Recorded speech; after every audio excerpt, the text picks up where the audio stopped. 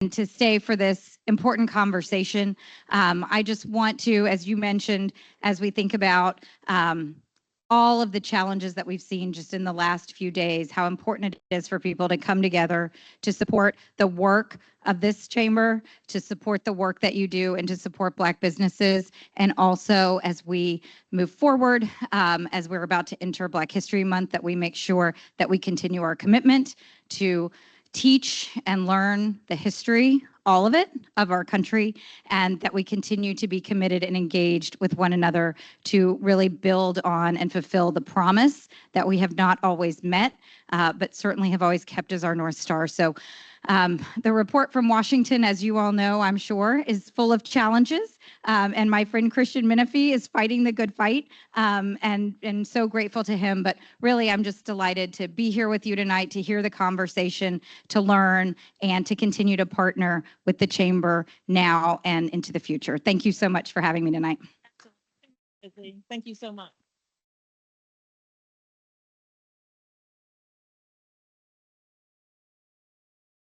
Hey, everybody. I'm Christian Menefee. I'm the Harris County Attorney, and I'll be incredibly brief. It is just so beautiful to walk in and see this many Black faces. Make no mistake, when the president says that he wants to roll back DEI, he means he wants to roll back Black folk. He's trying to create impediments to our folks for being successful, right? But they'll consistently hire people on a legacy basis because they got family members in high places, but they think that we're getting a handout. So I'm just here to say thank y'all for everything that you do. My office is looking for any and every opportunity to sue Donald Trump for what he's trying to do to our communities. And if you got an opportunity to partner, I look forward to it. Thank you. Thank you, Lizzie and Christian, for your remarks and your support to the Chamber. Now it is my distinct honor to introduce to you the 63rd Mayor of Houston, the Honorable John Whitmire, who assumed office on January 1st, 2024. He has a distinguished career spanning 4 decades. Come on down. I think you need to walk this way. Go the other way. Go the other way. Go the other way.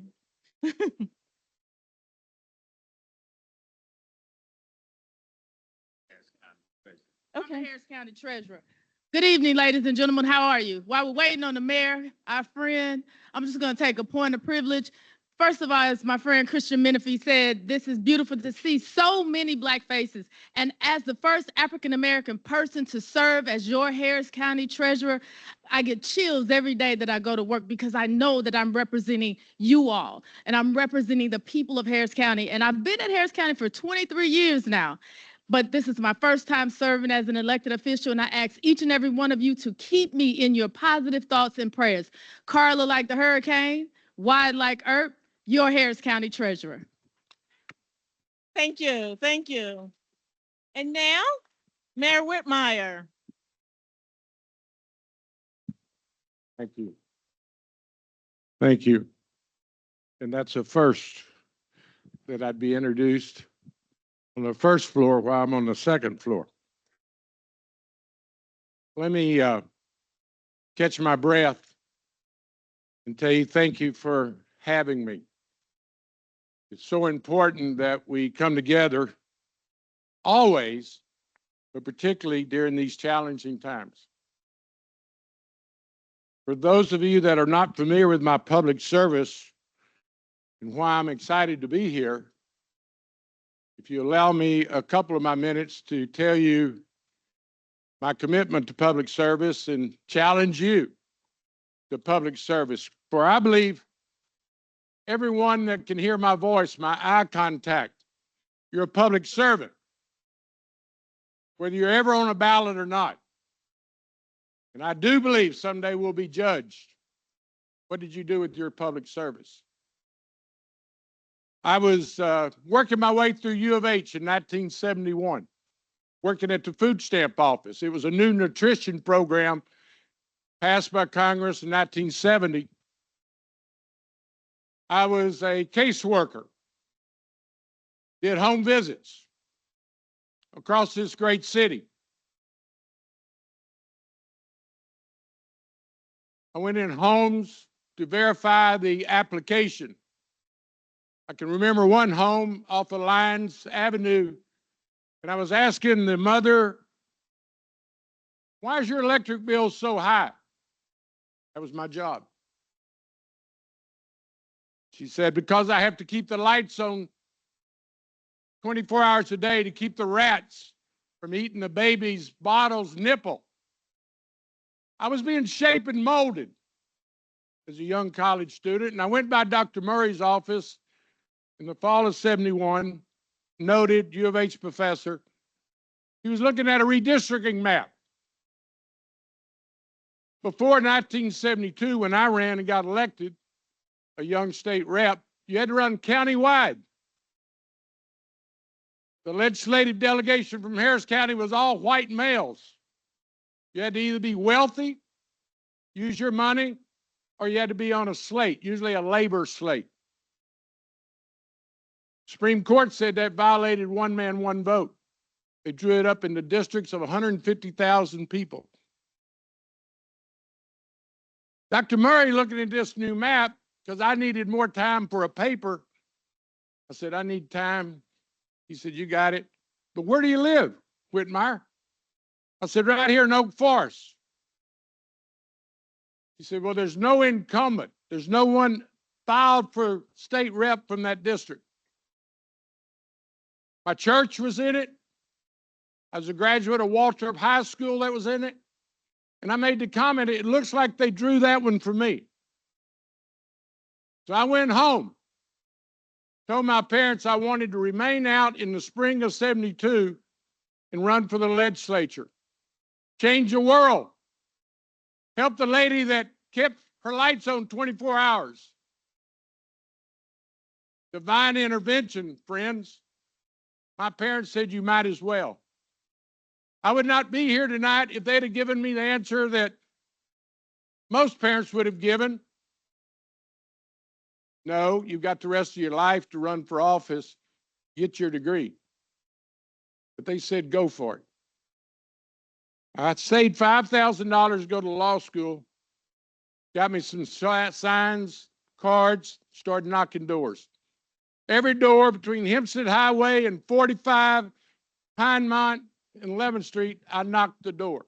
I was so naive and uninformed, I didn't know you could get a list of registered voters. I went to everybody's house. I got in the runoff with the business candidate. There was a labor candidate downtown Houston, 2 old-timers, and me. I got in the runoff with the business candidate and beat him in the runoff. I tell you that story so you'll know my beginnings, my commitment to Houstonians, and my commitment to Black communities, African American communities elected me in that race. Independent Heights, an independent city, helped me in a runoff because I learned African Americans will give a young person a chance. And I was in a runoff with the big downtown Houston candidate. And guess who put me across? And I have not forgotten it. It's shaped and molded me. That's the reason I'm excited to be here tonight, to let you know public service is my calling. 10 years in the House, 40 in the Senate. Greatest compliment I've ever had, Craig Washington, Sophronia, Mickey, Anthony, we all went to the legislature together in 1973. A diverse legislature, much more than before we got there. In 1982, when I was trying to go to the Senate, we'd gone 10 years without an African-American senator.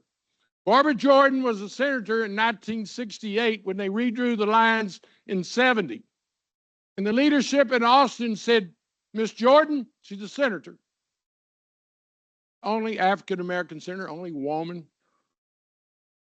We're going to redraw these lines, and you can either go to Congress or you can go and remain in the Senate, but we're not going to do both. These are white, old, rural Democrats. Barbara wanted to go to Congress. For 10 years, Houston did not have an African-American senator. 82 rolls around.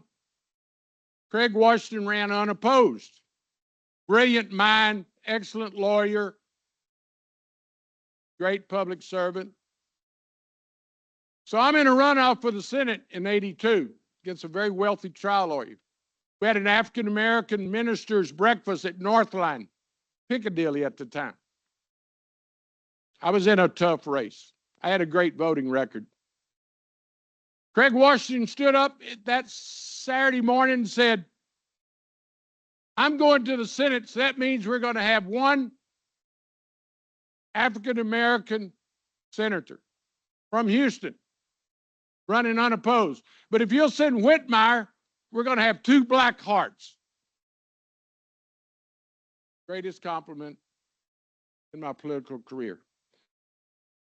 So I wanted you to know I could be at 100 places tonight as the mayor of Houston. This is where I want to be. This is where I need to be. We're in very challenging times. We're always in challenging times. It's not new. But we are being challenged. Just over a year ago last fall, I was on the Senate floor defending DEI with Royce West and Boris Miles. We fought hard.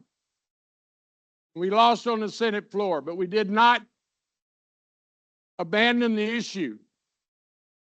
I'm here to tell you tonight, we have to collaborate. We have to be smart. Real smart. And we are smarter than the other side, and we have right on our side. But we can't get involved in personalities and name calling, or they'll come after us. Elections matter is what we need to learn from this experience. We're living the experience of people not registering and vote. And it's so great to see young people here tonight. The city is committed to inclusion, equity, diversity. City Hall, through my administration, is including all Houstonians. We talk about our diversity. I just wish you could walk in my shoes as I go across this great city. Every week there seems like there's a new community. It's not just African Americans. I'm screened by Africans that have come together. I'm constantly still learning. And I can learn from you tonight and tomorrow. We have such a great city and great people. And we have challenges like all the major cities have. But we have such opportunities. And thank you for allowing me to be the mayor. I look forward to going to work every day. Just like I think it was a calling in 1972, I wasn't looking to be mayor. I was a senior member in the Senate, getting things done, criminal justice reform. I was asked by a diverse group of Houstonians to come home and run for mayor. I said, no. I like what I'm doing. I'm making a difference. I have grandkids. But they said, what would it take to get you to consider running? I listened. I thought.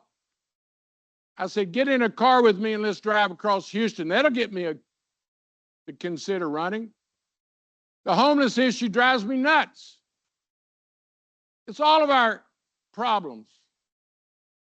Illegal dumping, pedestrian crosswalks, our streets, our public safety. So when I got to talking to these folks that called me on a Saturday morning, I said, let's do it. You talk to your friends, I talk to my friends. And it took off. I'm down at City Hall for one reason: to fix Houston. And I mean all of Houston. I put together a great team. I wish they were here tonight, each and every one of them. My OBO office, Director, please stand, Cynthia Horde, doing one hell of a job. She's available to this chamber. She's available to me. Thank you, Cynthia. Daily. She was number 2 in the department when our director ran and got elected judge. We didn't have to do a search. I said, who's number 2? Cynthia. I met her. We didn't have to do a search. She is so prepared for the job. Actually came out of the Chicago Housing Authority. I said, well, if you can handle that, you can handle anything. I am here to let you know these are challenging times. You know it. I know it. If we work together, there's no challenge that we can't meet. Whether it's immigration, DEI, affordable housing, public safety. But I need your help. I've got critics. I got people that don't like the results of the election. It's unfortunate because some folks are friends, people I've worked with for years. They don't want me to be successful, and all they're doing is hurting the city. I'm going to be successful. I hear it everywhere I go. But we can do better. It's not perfect. We can improve. So please, chamber members, friends, let's remember why we're here. Remember, I told you, we're all public servants, whether you're ever on the ballot or not. So let me thank you for having me here tonight. When I got the invite, I've been around long enough to know the history of the Black Chamber of Commerce. It hasn't always been the vibrant chamber that it is today. I can remember as a young state rep, it was larger, then it had challenges of its own, and now you can be a force. The Black community needs you. We've got folks that act like they're the spokespersons for the community. No, they're missing in action when the time comes around. So chamber, grab the opportunity. And I'm going to close with this when talking about opportunity. When Lyndon Johnson became president in '63, longtime Southern senator from Texas, segregationist,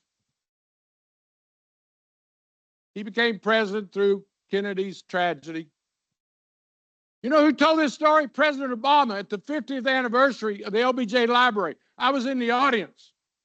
President Obama was talking about power, influence, and he was talking about Lyndon Johnson becoming president as a Southerner. But he picked up the mantelpiece from Kennedy. Kennedy had been working with Martin Luther King for several months, years, for the Civil Rights Act. So in 1963, when President Johnson was ready to sign the Civil Rights Act, his advisor said, Mr. President, if you do that, you'll lose the South when you run for re-election. They were advising him not to do that.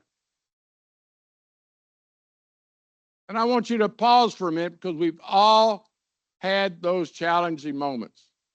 And in fact, it would be great if I could hear each and every one of your stories, how you got here tonight, who helped you, your education, what got you here tonight. Because I think about how I became mayor. So they're advising Lyndon Johnson not to take the political move of signing the Civil Rights Act. And what he said was,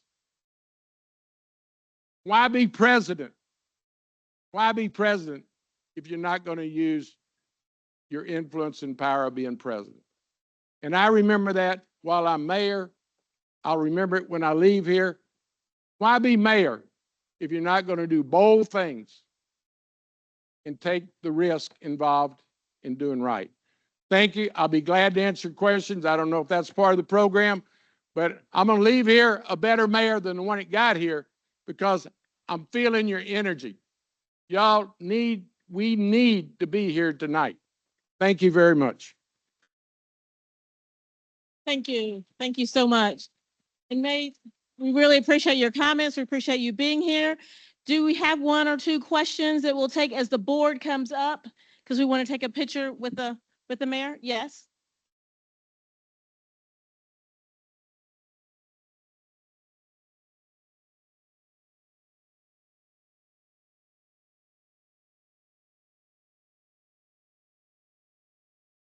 With the CPS system, what do you think about considering, considering hiring to help overhaul that system? Why would you all not consider hiring someone who is actually a product of the system, who know what the kids go through in the home and how the homes are, because they had to fight to get out the system to become a success story. Okay, I feel like that if you all would consider that, when we think about what happened with Malia, the little girl who was killed, the CPS workers wasn't going to the house. So why not consider someone who was a part of that system to hire them to help you guys overhaul the system? Because you're speaking to an ex-offender.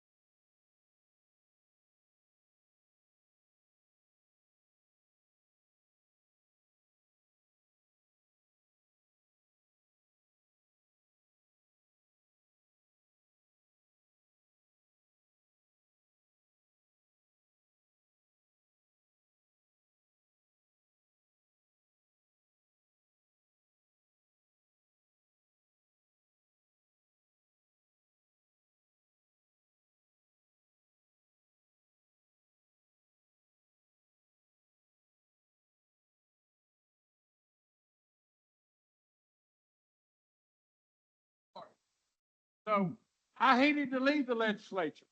I was the voice of crying out for funding. They're sitting on $32 billion surplus in Austin. Elections matter. They don't worry. The leadership in Austin worry about our community. It's not their base. And unfortunately, too many people in office today in Austin and in Washington only care about that next election. Remember my Lyndon Johnson story. So we're begging for leadership right now across our communities. So I understand the CPS challenge. It's so sad. If you and I can visit, what can the city do? Our health department probably can do a better job. I'm willing to listen, but it's really directed by Austin and the state budget. Obviously, we need to collaborate with the county. One thing that's really been rewarding since I've gotten in office at City Hall is how we're collaborating with the county and other levels of government. We're all in this together. Thank you for your question. Okay, thank you. Thank you so much. Take a picture. Here you go. Okay.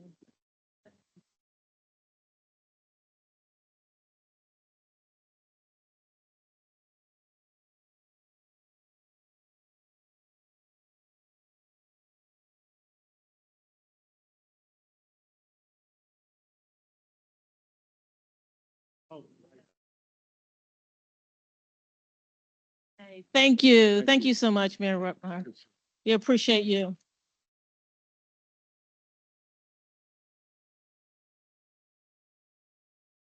And now, I am grateful to stand before you today as we embark on a new chapter in the history of the Greater Houston Black Chamber. The Chamber Board spent the last 18 months reimagining the Chamber and all that it can be for the Houston community. We spoke with members of the advisory board. We spoke with members of the Greater Houston Foundation. We spoke with community members. We did our due diligence. Our governance chair, Mr. Donald Naylor, dedicated hours to the process. With this, we are extremely excited to announce a significant milestone in the Chamber's journey, the appointment of our new president and CEO, Dr. Ashley S. Atkins.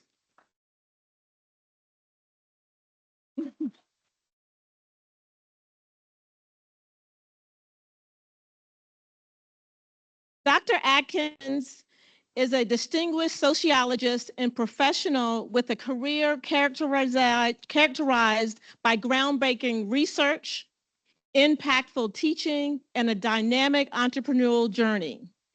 Dr. Atkins received her PhD in sociology from Texas A&M University, focusing her research on understanding and addressing the challenges faced by marginalized groups, specifically Black entrepreneurs.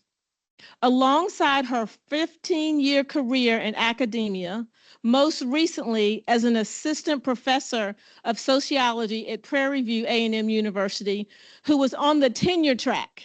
And anyone that's familiar with academia understands what that means, to be her commitment to her scholarly work. Dr. Atkins also works with many nonprofits and for-profit organizations throughout the Houston area. Dr. Atkins' appointment marks an exciting era for the Greater Houston Black Chamber. Her commitment to economic equality and her proven leadership will undoubtedly drive the Chamber forward, opening new doors for Black-owned businesses across our region. Under her guidance, we can expect a renewed focus on growth, empowerment, and advocacy for our members.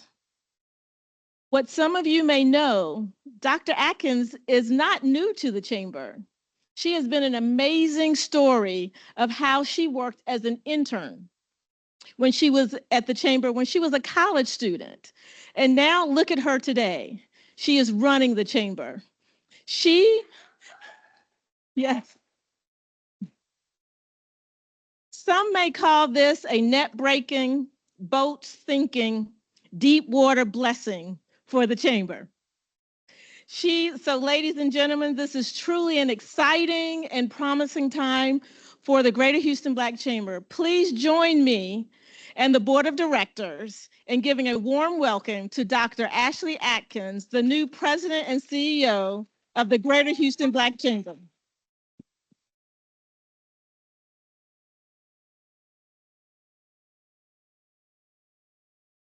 All right. So I want to thank Carmi and the board of directors and the advisory board and the foundation board for entrusting the chamber to me for the 90th year and beyond. I also want to take a moment to thank my friends and family that are here. My mother's here, my cousin, my sister, my nephew Malachi. Hey, Malachi. My friends are here. Thank you guys for joining us. As Carmi mentioned, I'm not new to the chamber at all. When I took this position, I wanted to take a moment to figure out and kind of pinpoint when exactly I was introduced to the Black Chamber of Commerce. So I was going through my email and I was like looking for like Greater Houston Black Chamber of Commerce, but it only went back so far. And so I was like, duh, I should be looking up the Houston Citizen Chamber of Commerce, which is the former name of this organization. And as soon as I did, an email came up from 2009 that I sent to Eric Lyons, who's here with us tonight, the former president. Stand, Eric, stand up. I sent him an email in 2009 after I had graduated from Prairie View A&M University. I know I look young. Yes, I graduated in 2009. We age well. And I told him, I said, Eric, I cannot find a job. I need some work. Do you have anything for me to do? And he was like, come on into the office, Wheeler Avenue. We got stuff for you to do. And little did I know that that would start this journey, this really beautiful journey for me. And so unknowingly, this journey began, and I really want to take a moment to thank God for laying that path for me. What God did was he laid this path long before I was even qualified for this position, long before this position was even open and available for me to apply to, long before the PhD, long before the MBA. God had laid this path that I didn't even know I was taking. And so over these years, since 2009, I was fortunate enough to continue to keep coming in contact with the Black Chamber. I came in contact in 2013, where I was fortunate to join a phenomenal leadership program run by Errol Allen in the back, and developed and created by Errol Allen and the steering committee called Houston Black Leadership Institute. And then in 2015, I had the pleasure to work as a consultant alongside one of the kindest leaders I have ever had the pleasure of working with, former President and CEO Elaine Barber. And then that rolled into my time being introduced to Jackie Hall. If you know Jackie Hall, you know that she is much more than a mentor. She took me under her wing and she taught me everything that she knew, in addition to things that I did not think I would ever need to know, that I'm actually using now. That then rolled into me working with such a level-headed, genuine, and intentional leader that is Courtney Johnson Rose. She is the former board chair. And then that rolled into me working under Carol Guest, who taught me how to be a forward-thinking and innovative leader. And so even though I am honored to take this position, I am even more honored to have been unknowingly shaped and molded by these former leaders that are part of this 90-year history. And with that, one of my goals for the Chamber in the 90th year is to focus on, number one, intentional and beneficial programming. Programming that is not only beneficial for the Chamber and our corporate sponsors, but programming that is also beneficial for our members. And we have a list of events that are listing up here. I won't go into it for the sake of time, but one thing that I also want to focus on is having events that are consistent for our members. It's our goal to ensure that our members are growing and creating sustainable businesses regardless of the changes in the economic climate, regardless of the changes in the business climate. It's our job as a chamber to be the go-to source. Therefore, it is our job to ensure that these businesses are staying around for 90 years. Additionally, we could not celebrate the 90th year without celebrating our Pinnacle Awarding Gala. And we decided to move the date. If you have been following us on social media, you probably saw that it was, I think, October 18th. And so we decided to change it because TSU has like this little event that they put on. I think it's like called their homecoming. So they have that. But then the following week, Prairie View A&M University has a homecoming. You know, and we want to ensure that our Pinnacle Award does not impact either of these events. So our Pinnacle will be held the 9th through the 11th.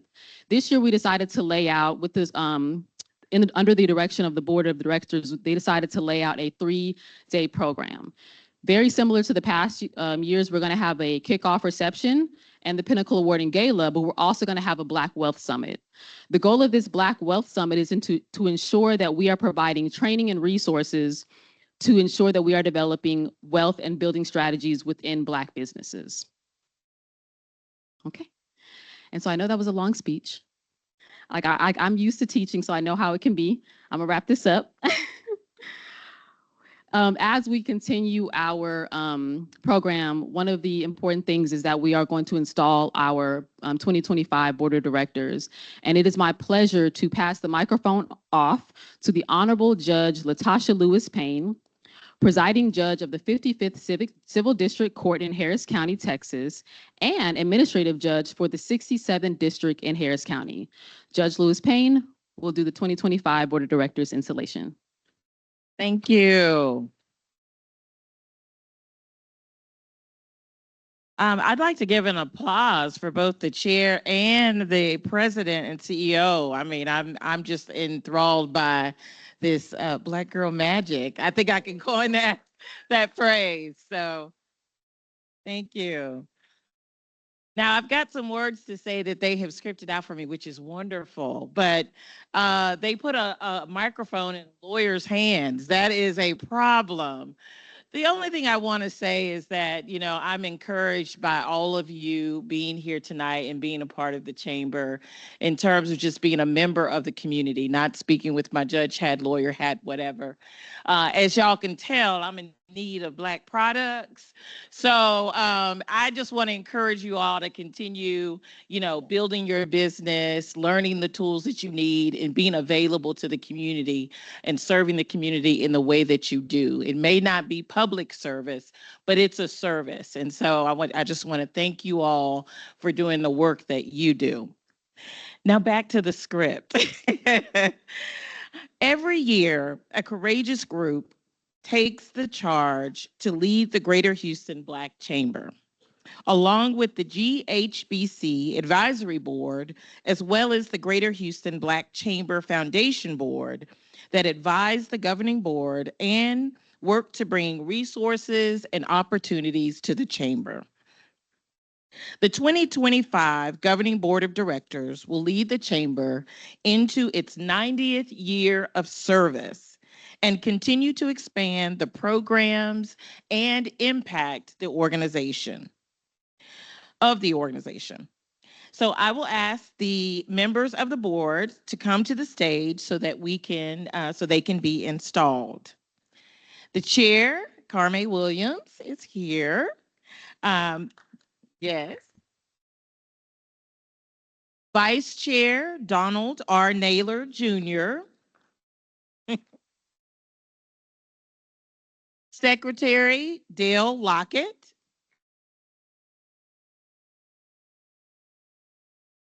Treasurer, Sherifat Lawal Price.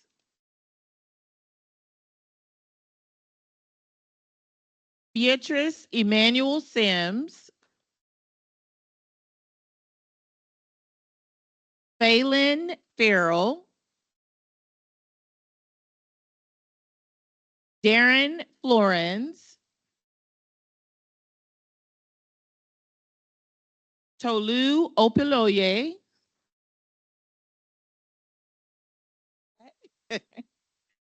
Derek Robinson.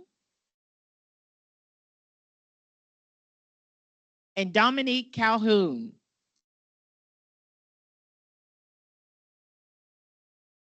So the position to which you have been selected is one of dignity and importance. In accepting this board position, you undertake a responsibility which is not to be assumed lightly nor carelessly. Carelessly discharged. You are charged with the duties of seriously and resolutely furthering the objectives of the chamber. With the policies and bylaws as your guide, you must be ever ready to exercise the functions of the board of directors with which you are entrusted. Further, you are charged with governing this organization according to the laws of democracy, under which every person who wishes to speak shall be heard, toward the end that in every matter considered, the best opinion shall prevail through the express will of the majority, and the best course of action followed. Do you accept this charge?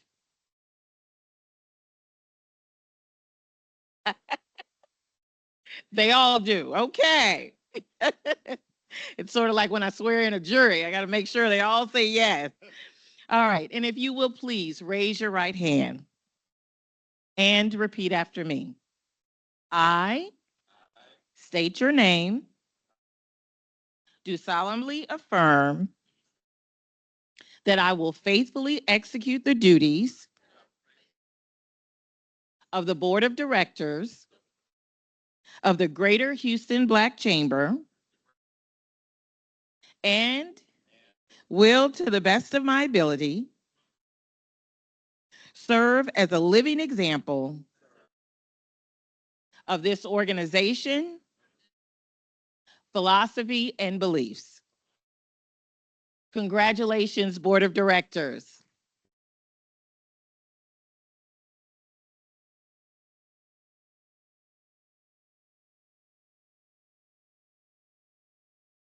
Oh.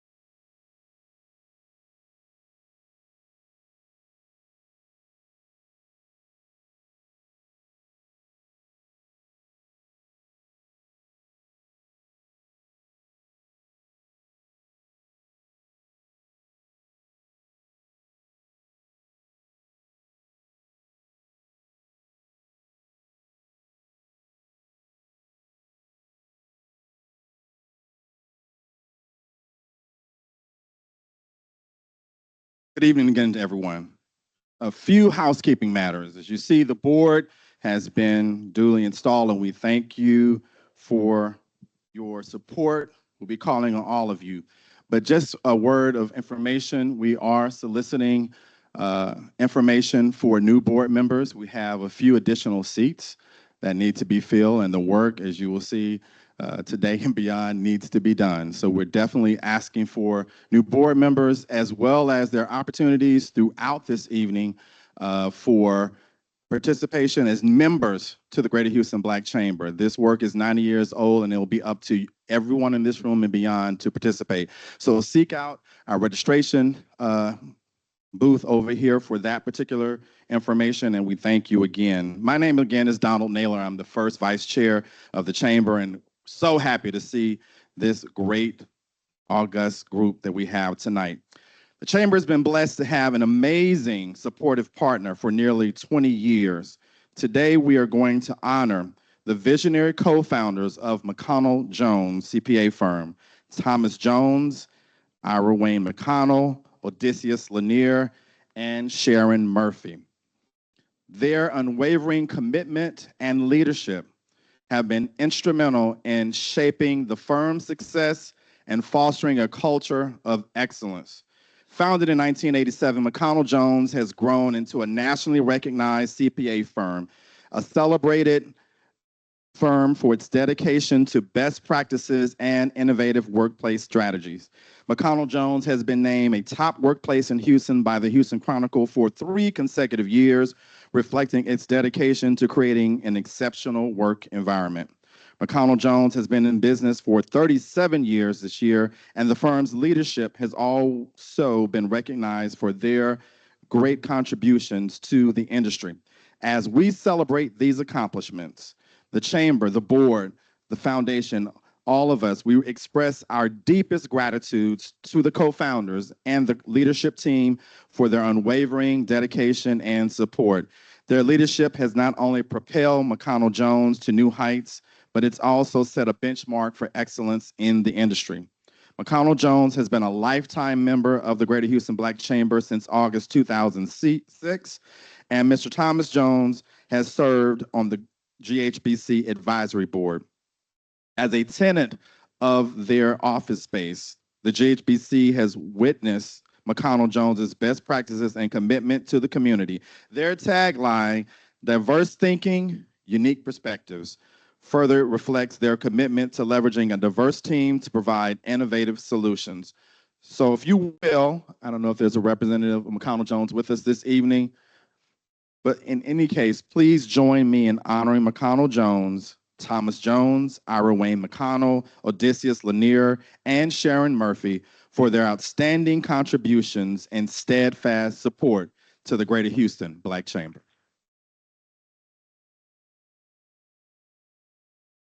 We just wanted to extend this small token of our appreciation again for their unwavering support. So when you come to the chamber headquarters, you will be coming to McConnell Jones as well. Thank you.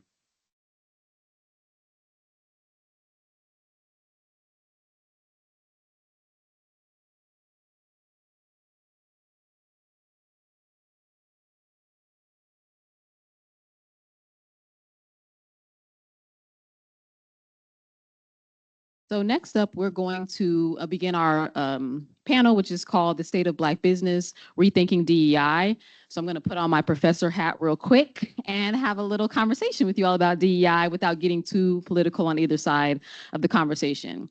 So a lot of people believe that DEI and this concept and this initiative is new or recent, but it's not, right? And so one thing we always have to be mindful of is that policies geared towards protecting marginalized groups always continue to expand over time. They continue to change. And so what was affirmative action in 1961 or the civil rights movement in 1964 are key components that led to the introduction of future policies like DEI, like diversity programs, like diversity or anti-discrimination policies and initiatives in organizations. We also want to be mindful that what happens on the ground level continually influences the development of these policies and initiatives. And so if we think about the Me Too movement or the Black Lives Matter movement that occurred over the span of 2013 to 2017 that leads to these policies and these anti-discrimination policies that organizations are pushing out.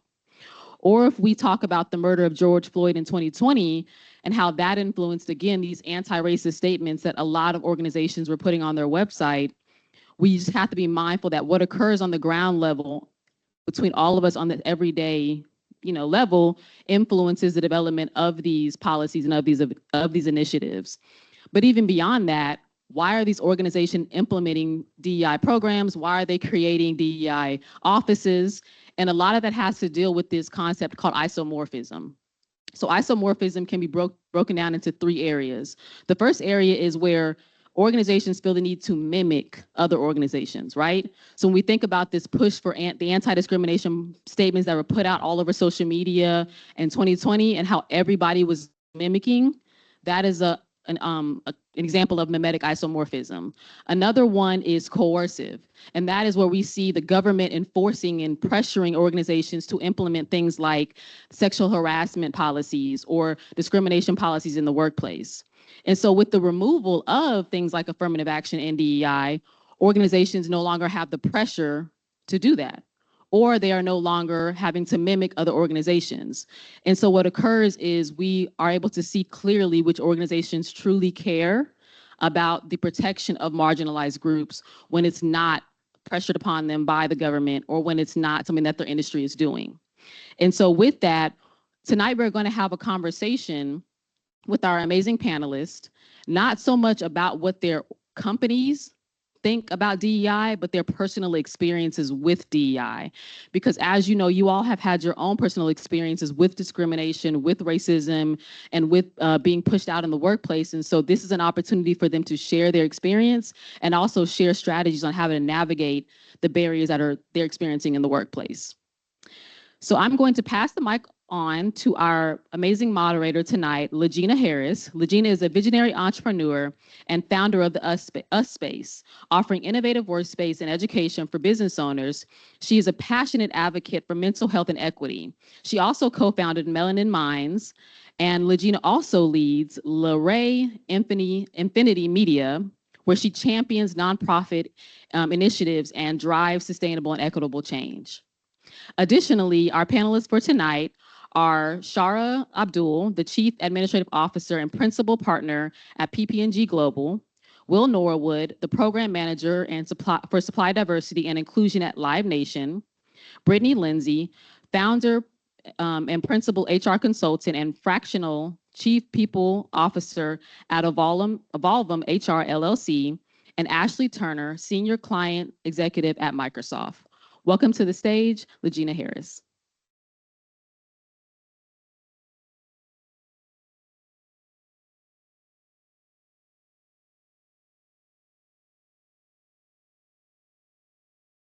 Good evening, everyone. Tonight's conversation centers around diversity, equity, and inclusion, concepts that expand far beyond one community or group. I will ask the panel to come take their seats.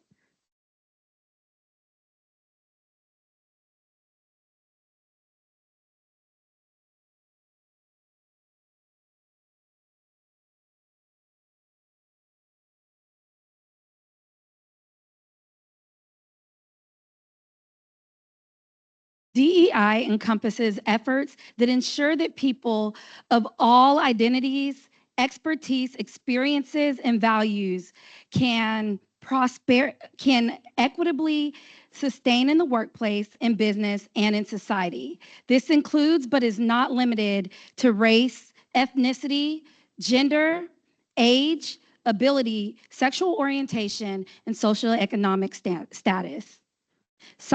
Supplier diversity programs are critical in this puzzle.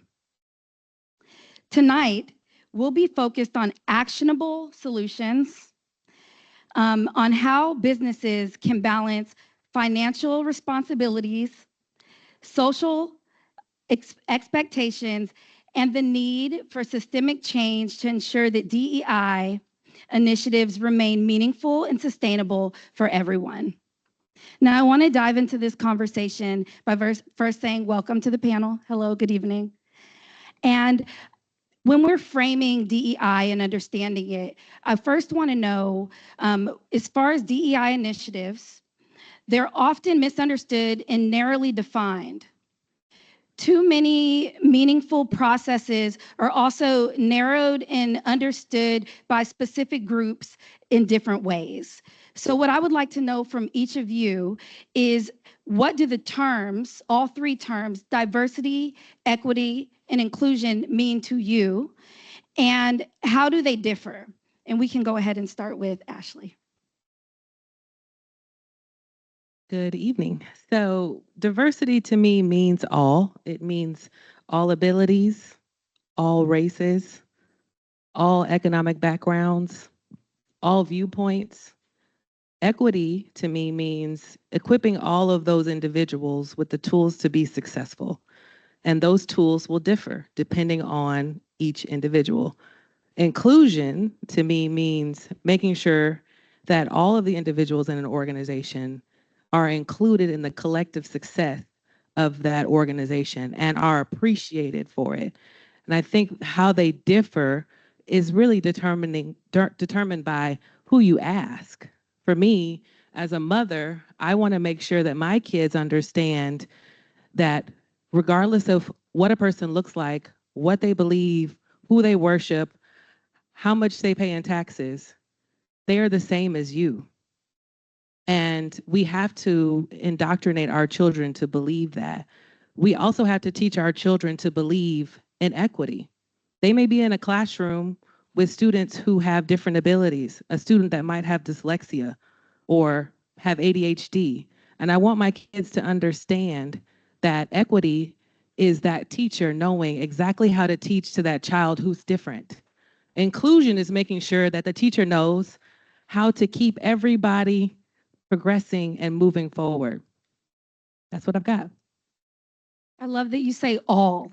It includes everybody. Will, what is your take on diversity, equity, and inclusion as separate terms? And then also, how do they differ for you? Good evening, everyone. Thank you for allowing me to be on the panel today, this evening.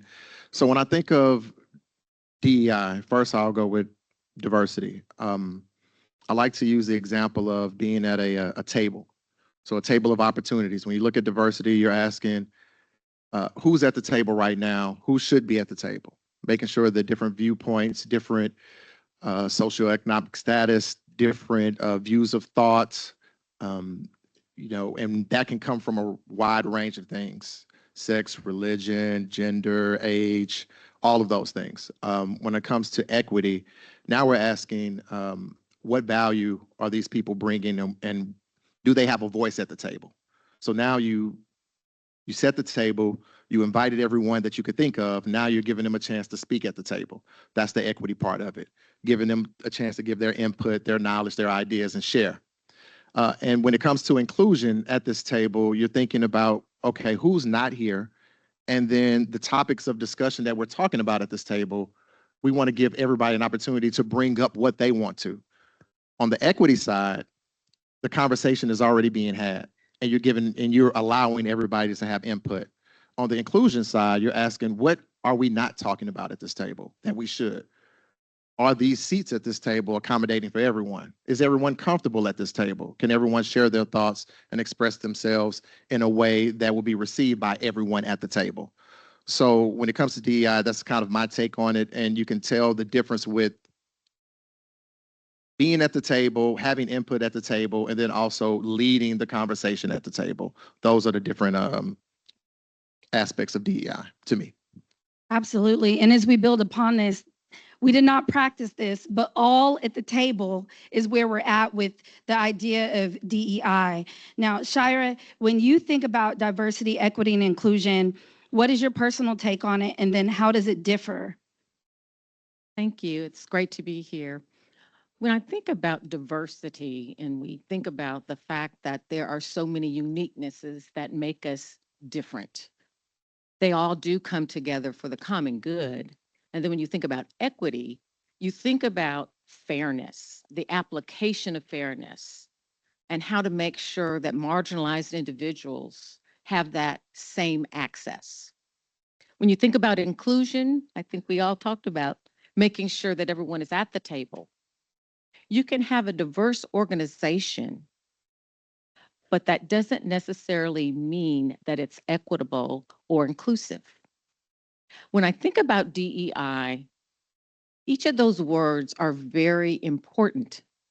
But what's powerful is when you bring all three of those words together and how it can create an environment where the authentic individual or the employee can feel comfortable bringing their best self every day. So as a business owner, that is something, and as a leader, I want to strive to do is to make sure that every day, each of our team members can be seen, their voices can be heard, and their value is evident because they know they have a place that they can be safe. Absolutely. So all at the table, creating an environment. And something that you said that really stimulates me is the word access, right? Like we think of DEI, and sometimes we leave off the word access because it's part of the conversation. Brittany, diversity, equity, and inclusion, all three words, and how do they differ to you? I think we're taking. Thank you so much. I'm so excited to be here. So as it relates to DEI, for me, diversity is all about ensuring that, we're looking at things from an objective perspective and including everyone, right? Such as, race, gender, sex, perspective, everyone is included. And then as it relates to equity, it's really about realizing that not everyone has the same start, not everyone comes from the same socioeconomics, and then being able to equip them with the tools and resources to have a fair chance. I also want to highlight that with equity, it does not mean equality, right? Because equality, in a sense, we are saying everyone has the same chance. And so essentially, equity is all about leveling the playing field to ensure that people have an opportunity. I think that when I think about equity, I use an analogy of like a bicycle, right? Imagine you're giving the kid a bicycle and it comes with training wheels, right? But you also have to realize that not everyone starts at the same pace, right? And so equity is all about equipping them with the right tools and resources to be able to ride. So some people may be able to get on a bike and ride freely, but then you may have some people that may need help, training wheels, helmets. And so that's really what equity is about. And then of course, with inclusion, it's making people feel safe. It's that psychological safety and ensuring that their voices are heard. And then that's pretty much how they differ. They're alike and different. Yeah, absolutely. So you have to build the opportunity for all of those three things to take form. Will, so I want to engage you in a conversation around unconscious bias, right? So when we think about unconscious bias, it affects decision-making on all levels. How can you approach identifying and mitigating the impact of your work? So we all have biases. Some people who have them are in a position of power where those decisions and those biases can influence or impact somebody greater than others. And when those things, when those things happen and they influence a contract, they influence a job opportunity, they influence a career, they influence the lives of other people, the impact is felt, and we have to consciously try to eliminate those things.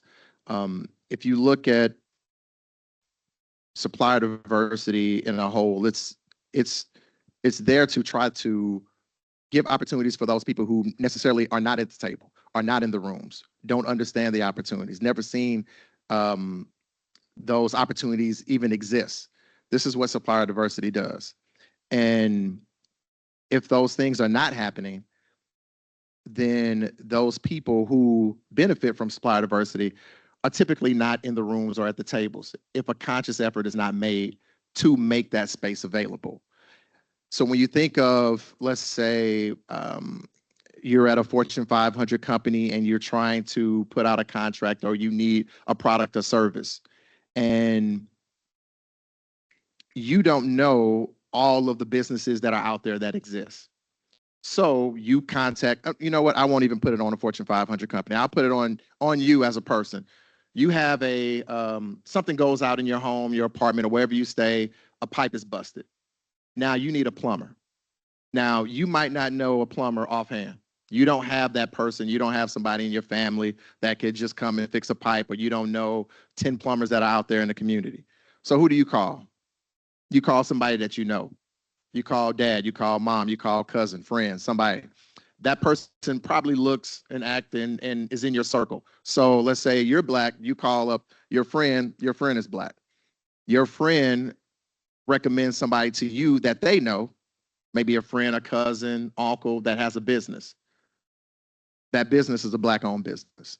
And now, through your connections, you have connected with the business, not, you know, by design, I'm looking for maybe a Black-owned business, but just from your network, your circle, you contact somebody and now you're doing business with a Black-owned business, a Black-owned plumbing company that's coming to fix your whatever your situation is.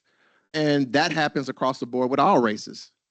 But now if the only opportunities or the dollars are with those who don't look like us, and they call people who don't look like us, and they connect with people who don't look like us, and then those opportunities come to those people who don't look like us, then that's where we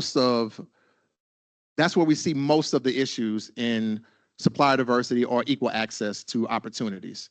Now, what we are trying to do with supplier diversity, and the goal is to help people understand and consider looking outside of that circle that they have, not assuming that the only people that would know the right person to choose or to select would be the influence that I have around me, the people that I know, that I'm willing to take a chance to say, you know what, maybe my circle of influence don't know everyone that exists, don't know all the businesses, don't know all the best businesses.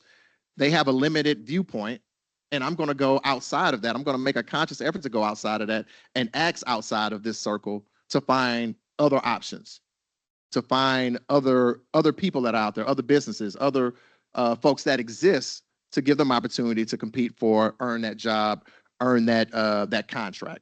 And that's my take on it. Now, as you talk about, you can clap for him. As you talk about remaining conscious, because we all have unconscious bias. Shira, you're a business owner. You're a business owner, and as a leader, what are some actionable ways to stay conscious in an unconscious bias world, pretty much? Thank you for that question. It is a work in progress. I think when you think about unconscious bias, you have to first understand the origin of unconscious bias. Edward T. Hall developed what is called the cultural iceberg, and some of you may be aware of that. That 10% is on the surface. Those are the things that we can see, thinking about food choices, things, how we dress. Those are some of the things that we can identify with as to a particular like or bias. But the deep-seated 90% that falls in the unconscious bias is really not evident until you are faced with a circumstance. There are 3 examples, thinking about what Will said earlier, called affinity bias. That's because we feel comfortable with someone that looks like us, or acts like us. And so you quite naturally warm up to that person and create that unconscious bias because you're not really aware that you're doing those things. And then the other one is confirmation bias. You see a lot of this in social media where people use data and information to justify a bias. And then the last one is, just by example, is status quo bias. You see a lot of culture being developed in organizations that they dress a certain way, act a certain way, and they have to meet the status quo. And so that is another bias that also enters into hiring, an area that Ashley knows about as well. Yeah. And so, as a leader and as an entrepreneur, we have to put in the work every day to recognize our own personal biases and how we can cultivate an environment where we create that diversity, that equity, and that inclusion by our choices and by our thinking so that we can enhance the innovation, creativity, productivity, and the performance. And it's the bottom line. There is an ROI with DEI and being inclusive. An ROI, a return on investment with being inclusive. We're getting a head nod from all of our panelists on that. So supplier diversity in practice. All of us deal in supplier diversity up here. And so I want to frame this by talking about supplier diversity because it's not just about fairness, it's about smart business strategies. This includes women, veterans, people with disabilities from different racial and ethnic backgrounds, and companies that can really drive innovation forward through being diverse in their practices. So how does a lack of representation in supplier diversity have a ripple effect on our communities and our economy? Particularly Brittany, can you discuss the data points on this? Like, what are the strengths and the weaknesses of supplier diversity within our communities? So I would definitely say, for one, lacking supplier diversity is actually harmful, right? Not only to the economic, but to the Black economic power, right? I feel like it really sets us back and it marginalizes us. Now, as it relates to some of the strategies and like tying it to the data, I believe that organizations and businesses, first, they need to have the right people in these seats that are making these decisions. And they also need to be able to ensure that, supplier diversity is a strategic driver of success. And then from there, of course, they're going to be able to set these goals, and these goals needs to be measured because we know whatever gets measured, it gets done. And once you're able to align those goals, that is essentially how you would improve supplier diversity. And then you mentioned as for the weaknesses, right? Okay, I had already kind of touched on The that. challenges. Yeah. So that's the challenge overall. Absolutely. Yeah.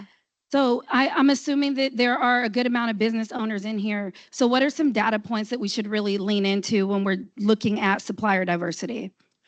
So I guess you can maybe kind of look at it from a different perspective, right? Because you have your businesses, but then also in business, you have your workplace.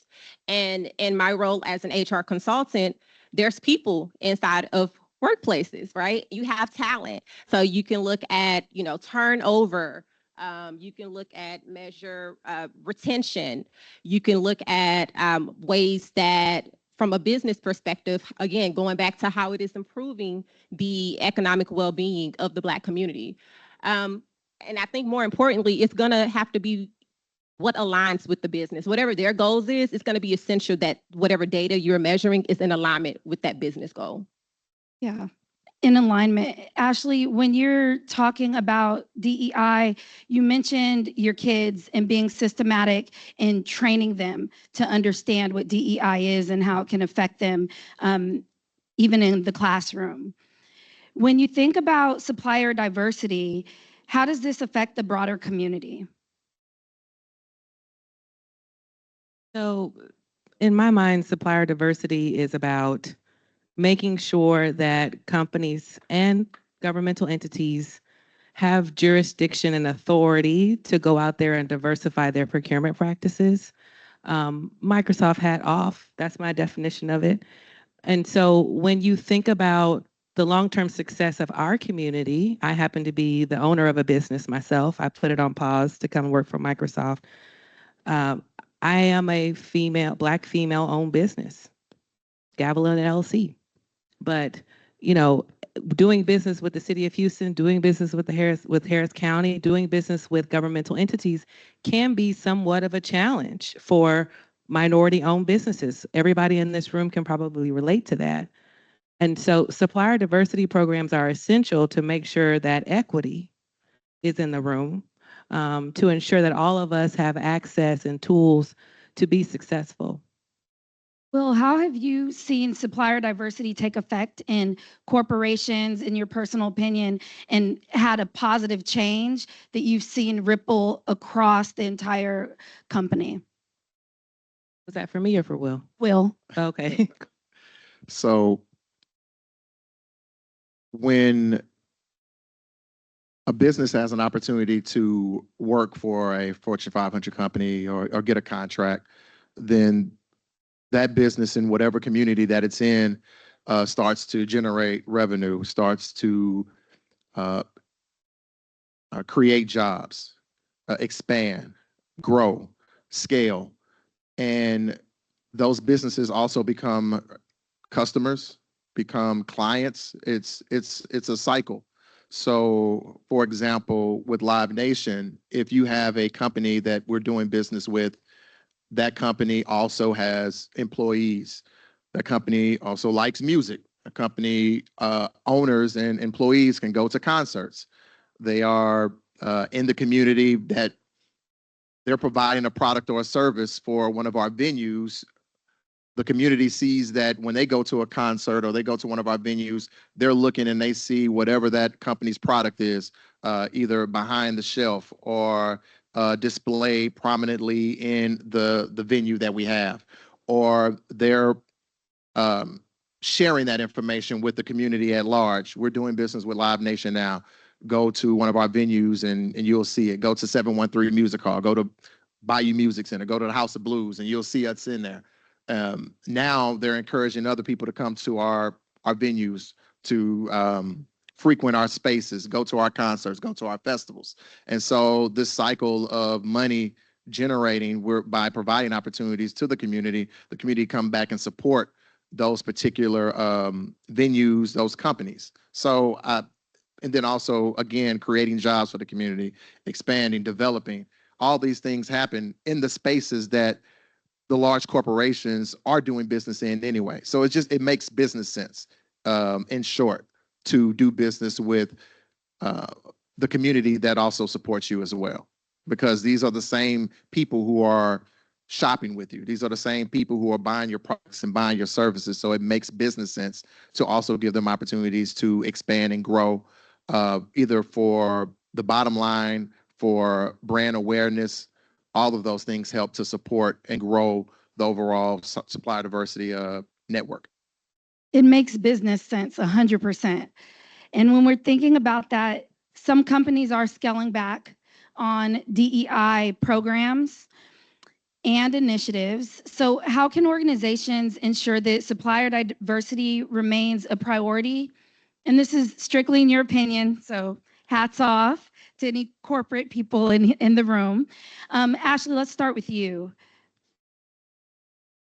So I think we all have to play a part in making sure that our communities are protected, our communities are thriving, regardless of zip code, regardless of ability. We all have to do our part. Organizations, companies, governmental entities, all have to do our part. Incrementally, if we all move forward towards DE&I practices, Microsoft is a great company.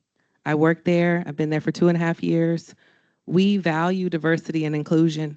And it was one of the reasons why I decided to apply to work for Microsoft. It was a core value that drew me to the company. And while I'm not on the supplier diversity team, I'm in sales, I love the approach that we're having, and I support that approach. As far as Houston is my hometown. I'm going to always ride for Houston. I always want what's best for Houston. I'm glad the mayor was here because he needs to see this. He needs to see the oneness of Houston, Black Houston. We're a force. And all of you here in this room can leave and go home go to your businesses, go to your families and say, I'm going to do my part to advance diversity, equity, and inclusion. And if I do my part, society will be better. That is what I firmly believe. There's a lot going on right now in the discourse at all levels of government. Everyone is responsible for their part. Absolutely. Everybody's responsible for their part. When we're thinking about diversity, equity, and inclusion, you have to show up. You have to say something. You also have to understand what your community needs and what it looks like, and to be a civil servant and do social impact work. Will, how do you feel about companies scaling back on DEI programs? How do you think it's going to affect the future and the priorities of companies? I think it's going to be a challenge, for however long this process or this cycle that we're in now. It's going to be a challenge. My wife, she's a business owner. She's in the audience. A lot of times she talks to other business owners and she talks about not hitting the red button, which is the panic button. So, and I would say it's not time to panic, but it's time to pivot. So while you're thinking about supplier diversity and the changes that are happening there, these businesses still need to operate. They still need to buy products and services. That's not stopping. So they're still buying things. Live Nation is still buying things. Microsoft is still going to buy things. All these other companies, these companies that are canceling their DEI initiatives, are still going to buy products and services, third party, outside of the company, to operate, to grow, to put on their shelves, to maintain their business operations. So there's still opportunities to do business with them.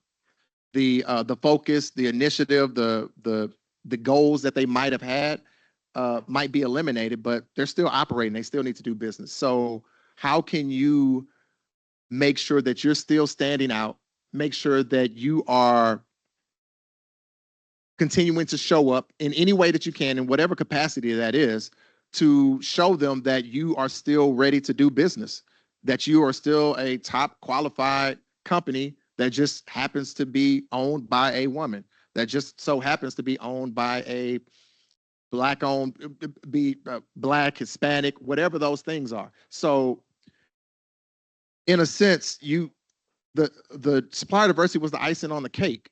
That's what it was. It was, if they have a goal, so like for example, government. So if there's a contract goal on a project, they're hiring you, that prime contractor or that government or that public or private. They're hiring you because you can do the work. The icing on the cake is that you happen to be a person of color or a woman or whatever their supply diversity marks are. And then they can count that and celebrate those things. But in the end, they want to hire you because you have the capacity and you have the product or service that they need. As long as that doesn't change, you're still in the game, right? So just pivoting on the way that you approach business, but the operation, we've been through this before as a people. Times have not always been great. Some people will say that times has never been great, and we just push through and pull through. So the way that you promote your business, the way that you're advocating for your business, the way that you sell it, market it, might have to change, but you're still in operation, and these businesses are still in operation, and there's still a need out there for you to connect with them or to connect with your clients or your customers, whether it be directly or through those other entities that you were using through supply diversity means. Absolutely. When I'm speaking to business owners often, I talk about driving with numbers and the need over, what you look like, because your offerings are just as valid. Shira, as we move into the future and what DEI and supplier diversity looks like, what are some actionable ways that as a community we can move forward and shift the focus and still retain some of those larger contracts? I know that you do work with PPG Global in this exact field. Absolutely. One of the things that we have to keep in mind is that DEI isn't a process, but it's a movement. For 187 years, we've had to work through movements and overcome policy, executive orders, laws that try to restrict marginalized individuals.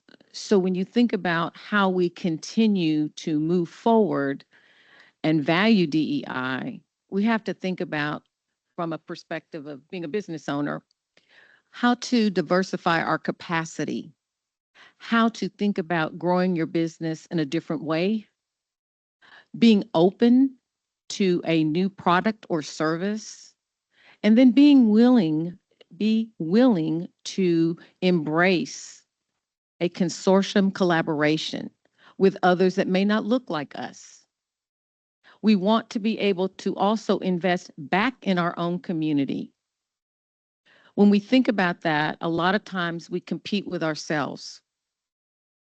And we think that that may be the best way, but it's not really. When you think about it, we want to be able to share the opportunity, be consortium builders, be able to share the opportunity.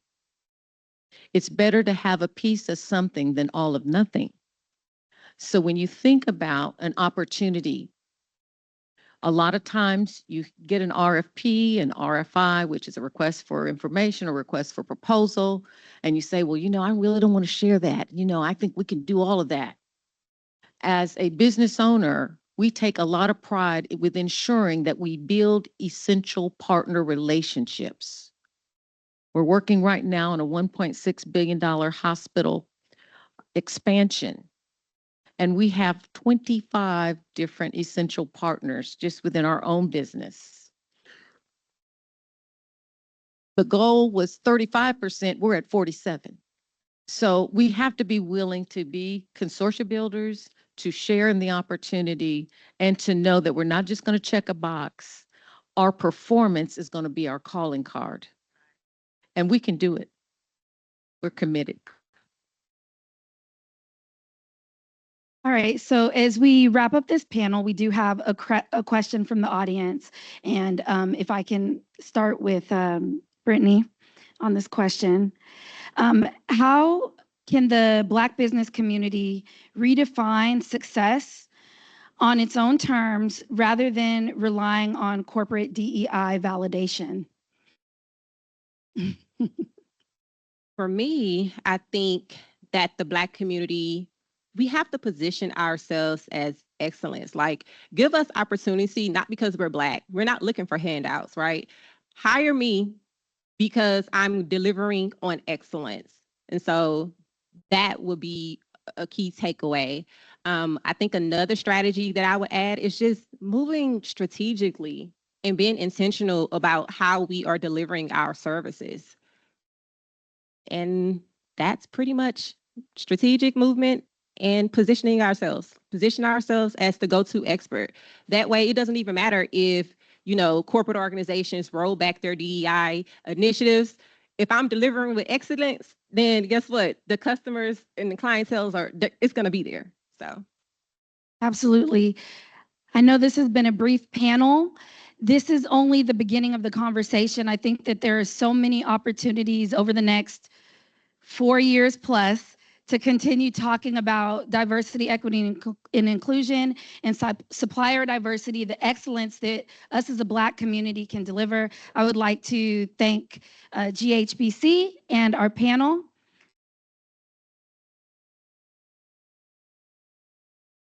And I'll hand the mic over. Thank you.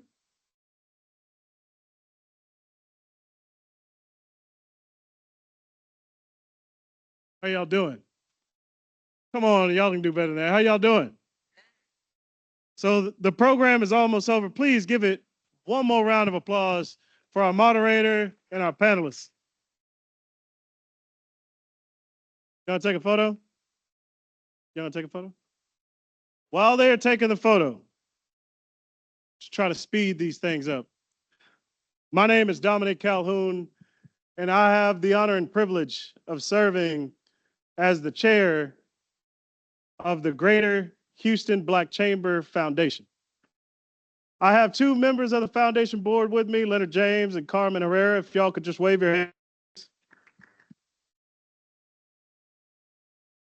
And for nearly 4 decades, the foundation, the nonprofit 501c3 of the chamber, has been dedicated to educating, equipping, and empowering minority entrepreneurs and professionals and students. Today, more than ever, our work is essential and needed. We all know the story of what happened in Tulsa.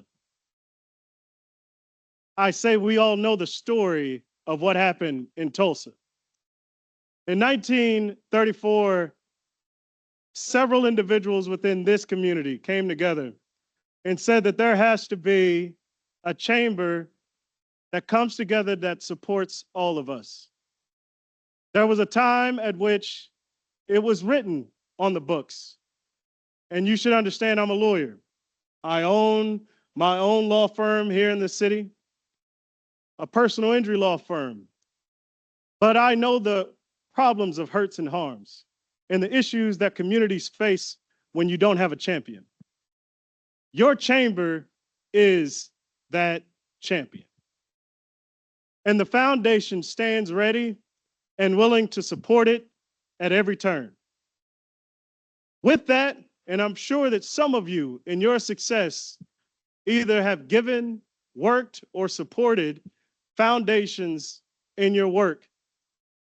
We raise money to ensure that the foundation and the chamber can do its work. So I'm asking you, this is that part of church y'all don't want to hear about? This is that part of church where the pastor says, look to your left and your right. Say, neighbor. Oh, come on, y'all know church. I want you to look to your left and the right and say, neighbor, you look good. I know you got some money. This is the moment that I need you to whip out your phones. That I need you to think about the moment that we are in. A moment where a tragedy happens in the midst of the night, and the president of these United States comes on TV today and says, it's because of DEI. A moment where corporations and companies roll back their initiatives and the commitments that they made when a man was slain in Minneapolis. A moment where we have to reflect on our ancestry and those who fought before us and the work that they did. I'm coming here to ask, yes, for your dollars, but more so your commitment to how we can all uplift each of us in our respective efforts. So this QR code is not just me, like I said, asking for money. I'm asking you for your support. Because just as you have seen, and I was sitting next to our Congresswoman who shared with me a story of the LGBTQ chamber who were scheduled to have a similar meeting just like this at the Federal Reserve here in the city of Houston, who were denied that right because of an executive order within this administration just 2 days ago. I need you to understand that in this moment, we are Tulsa. In this moment, we are all we have, and in this moment, we need you in order to support you. So please, give to the foundation. Outside of that, there are a few other individuals that I need to recognize. Commissioner Rodney Ellis was either here or sent a representative, as well as the Harris County judge. Please give a round of applause for them. And State Rep Ron Reynolds and Senator Boris Miles, my understanding is that they sent representatives as well. Please give a round of applause for them. Lastly, a little housekeeping. Please understand, we have to be out of this building, Madam President, 8 o'clock. Did I say that correct? 8:30. We have to be out of this building at 8:30. Hold on real quick. Yeah. at 8:30. And so behind me, on behalf of your chamber, we have an opportunity for you to mix and mingle. How many business owners in the room? Business owners in the room? Now, yeah, please clap it up. Yes, that's what we do here. I'm going to stick around for a brief moment. Please understand I have to get to the airport for a flight. But I am the immediate past president of the National Bar Association, and my organization alone was able to give out, under my direction, $1 million last year in business and services. That's flowers, that's AV, that's meeting planning, all those other kind of things. I'm saying all that not for applause, but thank you so much. I'm saying that because you don't know who you're going to meet behind this curtain. I'm encouraging you to come down, share that vision with everyone else. Let us know what you do. Let us know how your chamber can support you. In addition, to my left, my immediate left, the Port of Houston, PPG, TxDOT, the World Youth Foundation, COPE, the Prolific Success Events and Consulting, and the Regional Hispanic Contractors Association are here. And if you believe that there's an opportunity for you to do business with them, we encourage you to come here.